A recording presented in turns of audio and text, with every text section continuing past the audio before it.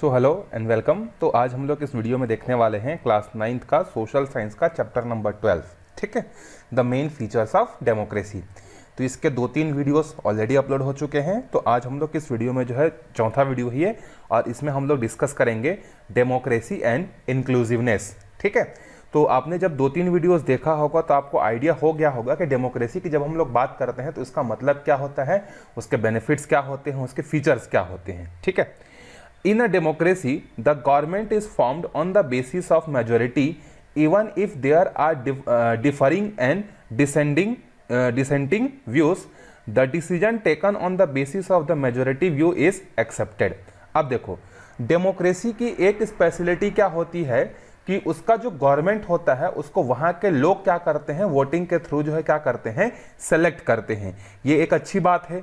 लेकिन अगर हम लोग दूसरे साइड में जाकर देखें तो एक खराब बात क्या है कि डेमोक्रेसी जो होती है किसी भी कंट्री में, वहां पर जो भी गवर्नमेंट बनती है वो गवर्नमेंट किसकी बनती है, मेजोरिटी की बनती है। अब मेजोरिटी का मतलब क्या होता है, जैसे मान लेते हैं कि किसी एक कंट्री में जो है 100 सीटें हैं, मतलब 100 रिप्रेजेंटेटिव हैं जिसको वहां के जो लोग हैं वो वोटिंग के थ्रू क्या करेंगे, भेजेंगे।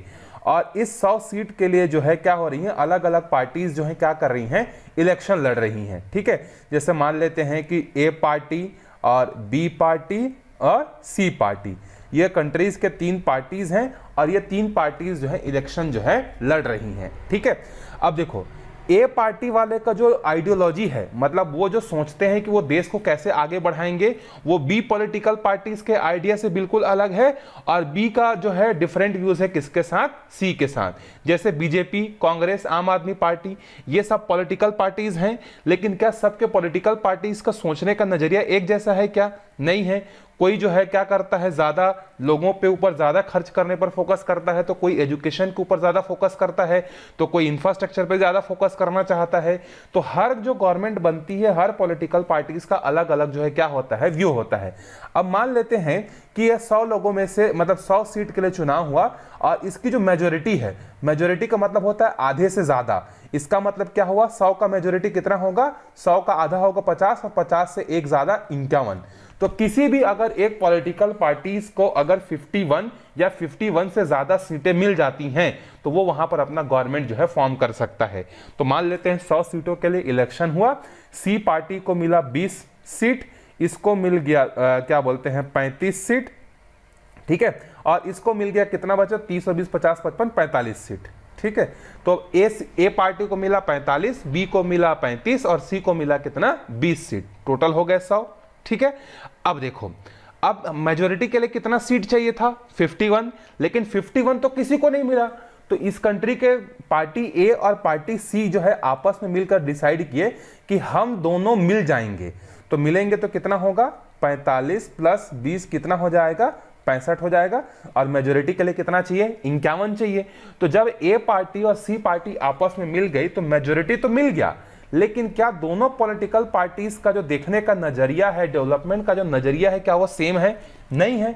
तो डेमोक्रेसी की एक जो है खराबी ये भी होती है कि हमेशा मेजोरिटी की ही गवर्नमेंट बनती है और जरूरी नहीं है कि मेजोरिटी हमेशा एक पार्टी को ही मिले। कई बार 2, 3, 4, 5 पार्टीज मिलकर जो है क्या करती हैं, मेजोरिटीज लाती हैं और सबका सोचने का तरीका जो होता है अलग अलग होता है। और वो जो मेजोरिटी जो डिसीजन लेती है उसको लोगों को जो है क्या करना पड़ता है, एक्सेप्ट करना पड़ता है, चाहे वो खराब हो, चाहे वो क्या हो, अच्छा हो। But such decision are not always inclusive. The minorities often feel a sense of alienation. A democracy needs to foster inclusive progress to ensure the participation of minorities. They should not feel left out. अब जैसे देखो, majority की government तो बन गई, जैसे हमारे India में बात करते हैं कि मतलब मैं ऐसा एग्जांपल दे रहा हूं जस्ट, इसको अदरवाइज आप मत लीजिए। हमारे इंडिया में जो है क्या है, 80% आसपास हिंदूज हैं, 18% आसपास मुस्लिम हैं और 2-3% जो अदर रिलीजियस को फॉलो करने वाले लोग हैं, ठीक है। हालांकि हमारा जो इंडिया है वो एक डेमोक्रेटिक कंट्री में, बस आपको समझाने के लिए जो है एक एग्जांपल दे रहा हूं। तो 80% लोग हिंदू हैं, तो बहुत ज्यादा प्रोबेबिलिटी होता है कि जो गवर्नमेंट बनेगा वो हिंदू लोगों का ही बनेगा, ठीक है। तो इससे क्या होता है कि मेजोरिटी तो हिंदू के पास है, तो हिंदू लोगों का गवर्नमेंट बना, तो इसके कारण से क्या होता है, जो माइनॉरिटीज होती हैं, जो पारसी धर्म के हैं, जैन धर्म के हैं, बुद्धिज्म को फॉलो करने वाले, जो अलग अलग रिलीजियस को फॉलो करने वाले जो लोग हैं, उनको ये लगता है कि अब तो हिंदूज की गवर्नमेंट बन गई है, तो जो गवर्नमेंट होगा वो क्या करेगा, उनके फेवर में ही डिसीजन लेगा, हम माइनॉरिटीज के लिए कोई डिसीजन जो है नहीं लेगा, ऐसा उनके दिमाग में जो है आने लगता है। तो डेमोक्रेसी में इस बात का स्पेशली ध्यान रखा जाना चाहिए कि अगर मेजोरिटी से कोई डिसीजन हो रहा है तो वो अच्छी बात है, लेकिन साथ ही साथ जो माइनॉरिटीज का जो पार्टिसिपेशन है वो भी क्या होना चाहिए, कम जो है नहीं होना चाहिए। माइनॉरिटीज को भी बराबर अपॉर्चुनिटी जो है क्या होना चाहिए, हमेशा मिलना चाहिए, ताकि उनको ऐसा ना लगे कि हम इस देश में या इस डेमोक्रेसी में कोई वैल्यू नहीं रखते, हम तो इस डेमोक्रेसी के पार्ट ही नहीं है, हम डेमोक्रेसी के क्या है, बाहर हैं। ऐसा बिल्कुल भी जो है नहीं होना चाहिए। खैर हमारे इंडिया में नहीं होता है, मैं बस आपको समझाने के लिए बात जो है बता रहा हूं। Let us try to understand with an example. Belgium is a small country in Europe. Its society is divided into the following ethnic and language group. 59% speak Dutch, 40% speak French and a few speak German. अब एक example देते, जैसे मैंने India को आपको religious के example दिया, उसी तरीके से यहाँ पर बेल्जियम का एक एग्जांपल आपको समझाने के लिए दिया है कि किस तरीके से मेजोरिटी और माइनॉरिटीज के बीच में जो है क्या होता है, डिफरेंसेस जो है होने लगते हैं। तो बेल्जियम जो है एक यूरोप का क्या है, एक कंट्री है, और यहाँ पर जितने भी रहने वाले जो लोग हैं उसमें से 59% जो लोग हैं वो कौन सी लैंग्वेज को बोलते हैं, डच लैंग्वेज को जो है बोलते हैं। 40% जो है वो फ्रेंच लैंग्वेज को बोलते हैं, और बाकी कुछ परसेंट जो बच गए वो कौन से चीजों को बोलते हैं, 1-2% जो बच गए वो किसको बोलते हैं, जर्मन लैंग्वेज को जो है बोलते हैं। They mostly live in distinct and the separated region, but 80% of the people speak French in the capital Brussels and 20% speak Dutch. लेकिन जो बेल्जियम के जो राजधानी है या बेल्जियम का जो कैपिटल है वो है ब्रुसेल्स। तो पूरे कंट्री में 59% डच को बोलने वाले, 40% फ्रेंच को बोलने वाले और 1% जर्मन को बोलने वाले हैं। लेकिन उनका जो कैपिटल है, जैसे हमारे इंडिया का कैपिटल है दिल्ली, तो उसी तरीके से जो है बेल्जियम का जो कैपिटल है वो क्या, ब्रुसेल्स। तो ब्रुसेल्स में रहने वाले जो 80% लोग हैं ना, वो कौन सी भाषा को बोलते हैं, वो बोलते हैं किसको, फ्रेंच को, और 20% जो बोलने वाले लोग हैं वो कौन से हैं, डच हैं। अब ओवरऑल देखोगे तो ओवरऑल डच वाले ज्यादा हैं, लेकिन कैपिटल में डच वाले क्या हो गए, कम हो गए।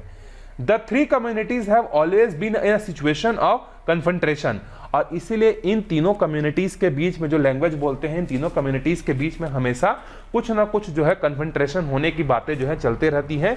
उसी तरीके से श्रीलंका में भी क्या हुआ था, बहुत ज्यादा लैंग्वेज को लेकर, एथनिसिटी को लेकर श्रीलंका में बहुत लंबे समय तक जो है क्या हुआ था, वहां पर जो है होम वॉर जो है हुआ था, ठीक है।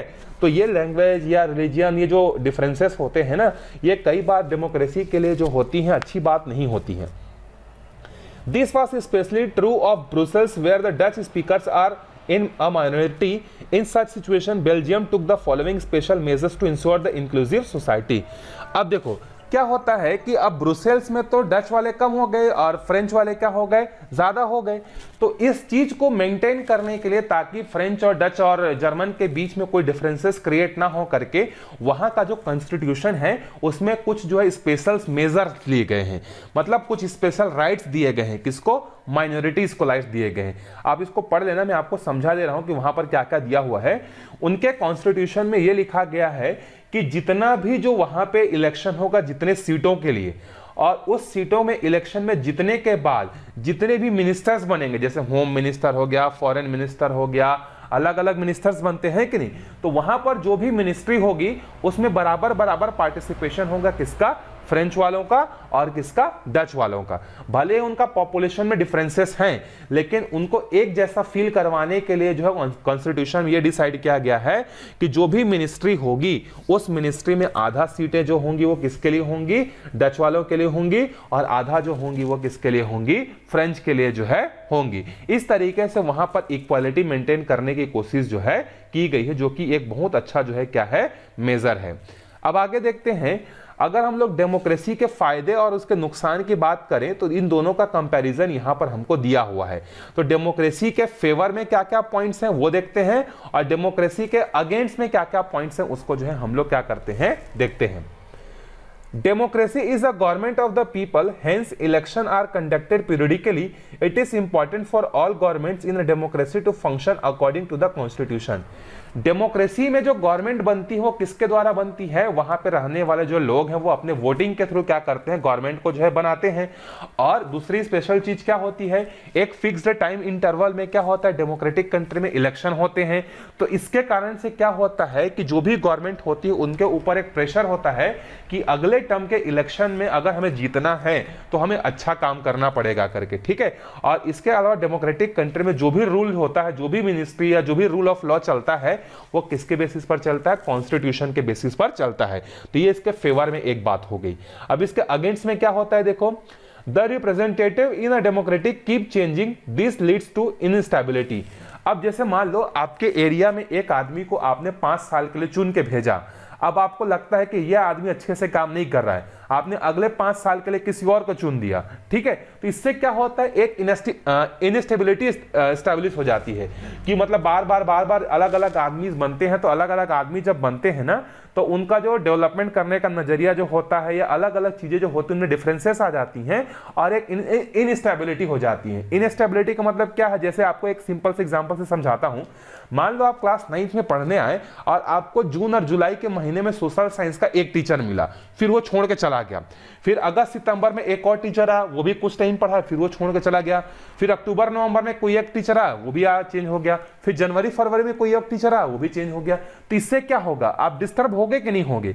आपको किसी एक आदमी से पढ़ने की अच्छे से आदत थी, लेकिन यहां पर किसी रीजन से 3-4 टीचर अगर एक ही सेशन में चेंज हो जाते हैं तो एक इनस्टेबिलिटी हो जाती है, ठीक है। तो वही चीज जो होता है डेमोक्रेसी में भी होता है कि जो है इलेक्शन में बार बार अलग अलग लोग बनते रहते हैं तो एक इनस्टेबिलिटी जो है एस्टैब्लिश जो है हो जाती है।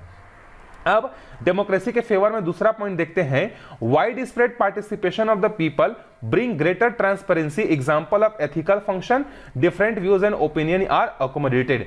डेमोक्रेसी में क्या होता है, अलग अलग लैंग्वेज को बोलने वाले, अलग अलग कपड़ा पहनने वाले, अलग अलग भाषा को बोलने वाले, सबका जो है क्या होता है, पार्टिसिपेशन होता है, पूरी ट्रांसपेरेंसी होती है, कोई यहां पर जो है धांधली जो है नहीं होता है।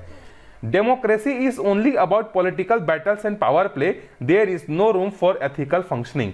कई बार हम लोग क्या देखते हैं कि ये जो डेमोक्रेसी के नाम पर जो पॉलिटिकल पार्टीज होती हैं वो अपना कुर्सी को बनाए रखने के लिए जो है किसी भी हद तक जो है चले जाती हैं, कोई एथिकल वैल्यूज को वो फॉलो नहीं करती हैं, क्या सही है क्या गलत है उसको ध्यान नहीं देती हैं। उनका ध्यान बस ये रहता है कि उनको किसी भी तरीके से कुर्सी चाहिए, वो प्राइम मिनिस्टर बने, वो चीफ मिनिस्टर बने। तो यहां पर जो है एथिकल चीजों का जो है वायलेशन जो है डेमोक्रेसी में कई बार हमें देखने को मिलता है। अगला उसके फेवर में देखते हैं, since this system of government depends on the participation of greater number of people, it takes more time to function, but this helps to bring out the merit demerit of issues, thereby making it possible to reach better decision. अब democracy में क्या होता है, खासकर हमारे India जैसे बहुत बड़े डेमोक्रेटिक कंट्री में क्या होता है कि लोगों का जो वोटिंग होता है काफी ज्यादा स्टेजेस पर होते हैं। मतलब हमारे देश का पॉपुलेशन ऑलमोस्ट 130 करोड़ है और हमारे यहाँ जो सेंट्रल लेवल पर जो इलेक्शन होता है वो इलेक्शन जो है 545 सीट्स के लिए होता है, 545 सीटों के लिए होता है।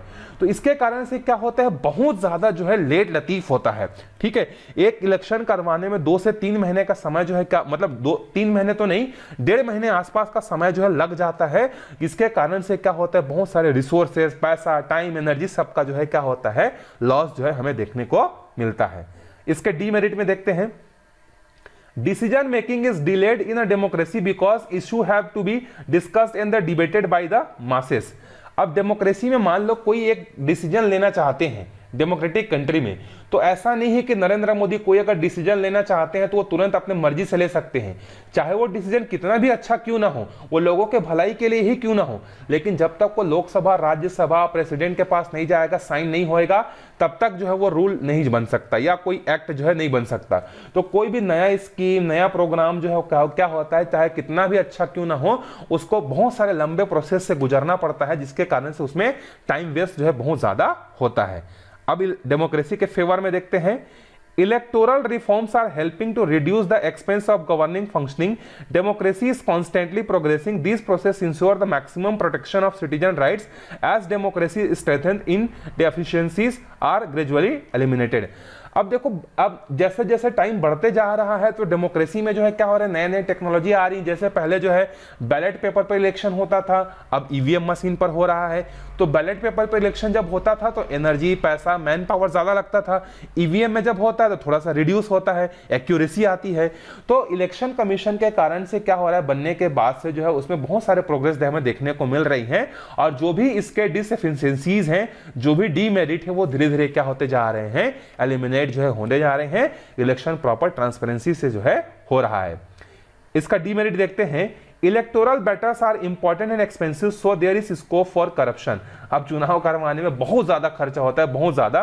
तो कई बार इसमें क्या होता है कि जो पॉलिटिकल पार्टीज होती हैं अपने खर्चे को कवर अप करने के लिए कई बार बहुत सारे स्कैम, बहुत सारे करप्शन जो है करने जो है लग जाती हैं। तो ये कुछ मेरिट्स हुए, और कुछ क्या हो गए, हमारे डीमेरिट्स हो गए डेमोक्रेसी के फेवर में और उसके अगेंस्ट में। We tried to explain the concept of democracy and dictatorship.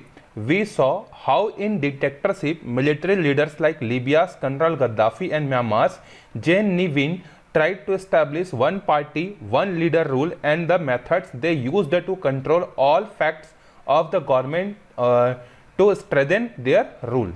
हमने इस चैप्टर में आपको पूरी तरीके से समझाने की कोशिश किया कि डिक्टेटरशिप क्या होता है और डेमोक्रेसी क्या होता है। तो डिक्टेटरशिप को समझने के लिए हमने दो कंट्रीज का एग्जांपल लेके पढ़ा था, एक लीबिया का और दूसरा किसका, म्यांमार का। जब किसी भी देश में डिक्टेटरशिप स्टैब्लिश होती है तो वो जो डिक्टेटर होता है, ठीक है, वो जो डिक्टेटर होता है वो क्या चाहता है कि उसके देश में सिर्फ एक ही पार्टी रहे, ठीक है, एक ही लीडर रहे, और वो जो चीज चाहे वो करे, कोई उसका अपोज जो है ना करे। जब इस तरीके का सिस्टम किसी देश में चालू हो जाता है कि एक ही आदमी सबसे ज्यादा पावरफुल हो जाता है, वही डिसाइड करता है कि कौन सी पार्टी चुनाव लड़ेगी, कौन सा लीडर चुनाव लड़ेगा, किसकी गवर्नमेंट, मतलब गवर्नमेंट तो खुद ही की बनेगी, किसको कौन सा मिनिस्ट्री मिलेगा, सब चीजें जब एक ही आदमी संभालता है और वहां पर पब्लिक ओपिनियन की कोई वैल्यू नहीं होती है, तो उसको बोलते हैं हम लोग डिक्टेटरशिप। वहीं पर डेमोक्रेसी में क्या होता है, डेमोक्रेसी के भले ही कुछ नुकसान हैं लेकिन इसके फायदे क्या है, ज्यादा है। यहां पर लोग अपने मर्जी से अपना वोट डालकर क्या करते हैं, अपना लीडर को जो है वो सिलेक्ट जो है करते हैं। Democracy is the opposite of dictatorship.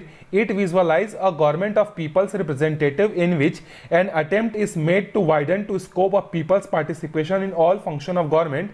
A dictatorship believe in the strength of the simple party and single leader. वही बात यहाँ पर फिर से बोली जा रही है कि डेमोक्रेसी में हमेशा यही कोशिश की जाती है कि मल्टी पार्टी सिस्टम हो, लोगों का ज्यादा से ज्यादा डिसीजन मेकिंग में क्या हो, लोगों का ज्यादा से ज्यादा उसमें पार्टिसिपेशन हो।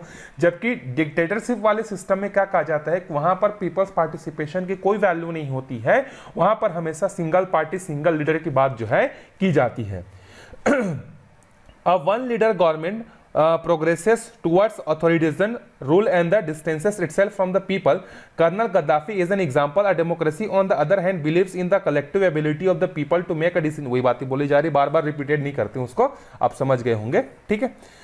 In a dictatorship there is no place for people's right. अगर डिक्टेटरशिप की बात करते हैं तो जिस तरीके से डेमोक्रेसी में freedom of expression, freedom of equality, बहुत सारी चीजें होती हैं, right to equality, right to freedom, ये सब बातें जो हम लोगों को डेमोक्रेसी में देखने को मिलती हैं, वो सब बातें डिक्टेटरशिप में देखने को जो है नहीं मिलती है। Self respect, dignity, whereas a democracy can not function without citizen rights. Democracy में सिटीजन की राइट्स होती हैं, यही सब बातें बार बार बोली गई हैं कि डिक्टेटरशिप ऐसा होता है और डेमोक्रेसी जो है ऐसा होता है। In a dictatorship, the media and the people's personal freedom depends on the wisdom of the government, whereas the democratic government and independent communication media play an important role in the political discourse. A democracy cannot function without the personal freedom. मतलब यहाँ पर एक और last में एक बात जोड़ा है मीडिया का। जैसे हमारे देश में देखो बहुत सारे अलग अलग न्यूज़ चैनल हैं, आज तक है, जी न्यूज़ है, और भी बहुत सारे अलग अलग न्यूज़ चैनल हैं, ठीक है। तो कोई न्यूज़ चैनल जो होता है सरकार के कामों की तारीफ करता है, जो अच्छा बात होता है, और वही न्यूज़ चैनल क्या होते हैं, जब सरकार कोई गलत कदम उठाता है तो उसका क्या करते हैं, आलोचना भी करते हैं, क्रिटिसिज्म भी करते हैं। तो एक डेमोक्रेसी की सबसे अच्छी बात क्या होती है कि वहाँ का जो मीडिया जो होता है वो फ्री होता है, वो सरकार के अगेंस्ट बातें कर सकता है, सरकार के फेवर में अगर अच्छा काम कर रहा है तो भी बोल सकता है। वहाँ पर किसी भी मीडिया को कोई थ्रेटन करने की जरूरत नहीं होती, कोई डरने की जरूरत नहीं होती है। वहीं पर जब डिक्टेटर वाला रूल होता है तो वहां पर मीडिया को इतनी फ्रीडम नहीं दी जाती है। वहां की गवर्नमेंट जो चीज लोगों को दिखाना चाहती है वहां का मीडिया वही चीज जो है सबको क्या करेगा, दिखाएगा। इसका आप एक एग्जांपल देख सकते हो, चाइना में जो है एक बहुत फेमस न्यूज चैनल है और न्यूज़पेपर आउटलेट है जिसका नाम है ग्लोबल न्यूज। ठीक है, ग्लोबल न्यूज जो होता है चाइना के गवर्नमेंट के खिलाफ एक भी बातें नहीं लिखता। वहां का सरकार जो बातें चाहता है वही बातें पेपर में छपती हैं, वही बातें समाचार में दिखती हैं। बाकी कोई और चीज बाहर के लोग जो है चीजों चाइना के बारे में जो है ना तो देख सकते हैं ना तो क्या कर सकते हैं, जान सकते हैं। वहां पर इतना ज्यादा रिस्ट्रिक्शन है क्योंकि चाइना एक तरीके से डिक्टेटरशिप की तरफ ही जो है जा रहा है, या है अभी भी डिक्टेटरशिप वहां पे शी जिनपिंग। तो आपको एक और डिफरेंस देखने को मिलेगा डेमोक्रेटिक कंट्री में और डिक्टेटर वाले कंट्री में। जहां पर डेमोक्रेसी होगा वहां की मीडिया फ्री है हर चीज को बोलने के लिए, चाहे वो अच्छी बात हो चाहे खराब बात हो। लेकिन डिक्टेटर वाले में हमेशा क्या होता है, वो सरकार के फेवर में ही हमेशा बात करेगा, चाहे सरकार कितना भी बड़ा गलत काम क्यों ना कर ले। आई होप आपको मैं चैप्टर समझा पाया हूँगा। इसके क्वेश्चन आंसर आप अपनी मर्जी से लिख सकते हो। बहुत लोग बोलते हैं कि क्वेश्चन आंसर बता दो, क्वेश्चन आंसर बता दो। जब आप चैप्टर अच्छे से पढ़ोगे, अब आप 8वीं वाले सिस्टम से थोड़ा सा बाहर निकलो, आप अपना ओन आंसर खुद क्रिएट करना स्टार्ट करो।